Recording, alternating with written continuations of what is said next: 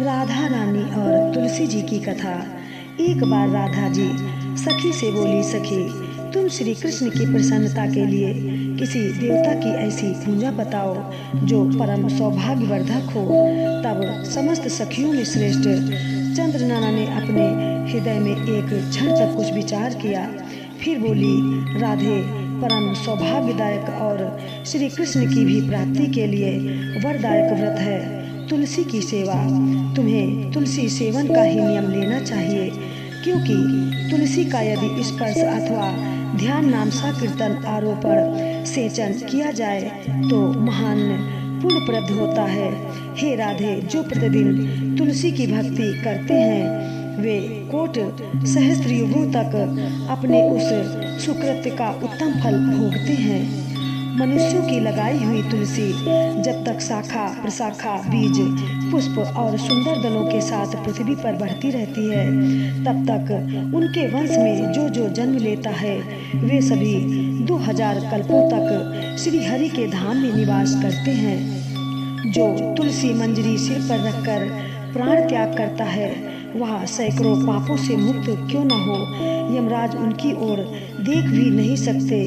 इस प्रकार चंद्रनना की कही बात सुनकर राशेश्वरी श्री राधा ने साक्षात श्री हरि को संतुष्ट करने वाले तुलसी सेवन का व्रत आरंभ किया और केतकी वन में 100 हाथ गोलाकार भूमि पर बहुत ऊंचा और अत्यंत मनोहर श्री तुलसी का मंदिर बनवाया, जिसकी दीवार सोने से जड़ी थी और किनारे किनारे पद्म रागमणि लगी थी। वह सुंदर सुंदर पन्ने हीरे और मोतियों के परकोटों से अत्यंत सुशोभित था। उसके चारों ओर परिक्रमा के लिए गली बनाई गई थी, जिसकी भूमि चिंतामणि से मंडित थी।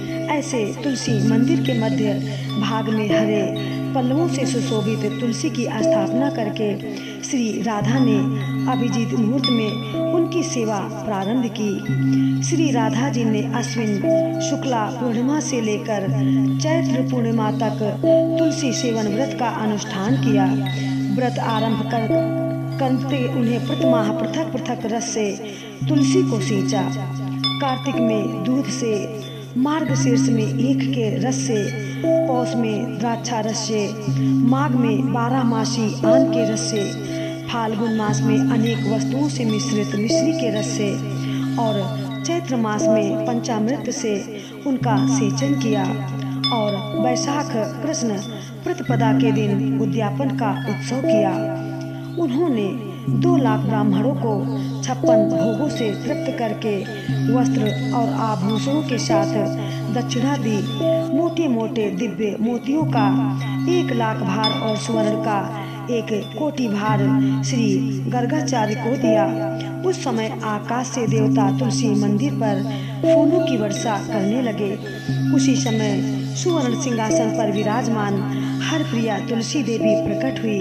उनके 4 भुजाएं थीं, कमल दल के समान विशाल नेत्र थे, 16 वर्ष की सी अवस्था और श्याम कांत थी। मस्तक पर हेममय किरीट प्रकाशित था और कानों में कंचन में कुंडल झलमला रहे थे।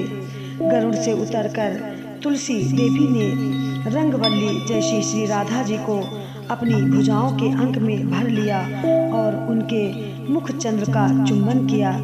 तुलसी बोली, कलावती राधे, मैं तुम्हारी भक्ति से प्रसन्न हूँ। यहाँ इंद्रिय मन बुद्धि और चित्त द्वारा जो जो मनोरथ तुमने किया है वह सब तुम्हारे सम्मुख सफल हो। इस प्रकार हरप्रिया तुलसी को प्रणाम करके वृषभान नंदिनी राधा ने उनसे कहा, देवी गोविंद के युगल चरणों में मेरी अहेतु की भक्ति बनी रहे। तब तथास्तु कहकर हरिप्रिया अंतर्ध्यान हो गई। इस प्रकार पृथ्वी पर जो मनुष्य भी राधिका के इस विचित्र उपाख्यान को सुनता वह भगवान को पाकर कृतकृत्य हो जाता है।